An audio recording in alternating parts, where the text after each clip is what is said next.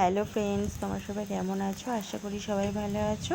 তো আজকে তোমাদেরকে ফেলে দেওয়া জিনিস দিয়ে একটা মুখরোচক টেস্টফুল খাবার তৈরি করে দেখাবো। ফেলে দেওয়া জিনিসটা কেন বলছি, কারণ বাসি জিনিস অনেকে বাড়িতে খেতে চায় না, সেটা ফেলে দেয় সকালে। তো কাল রাতে অনেকটা ভাত বেশি হয়েছিল আর রুটিও অনেকগুলো বেশি হয়ে গেছিলো।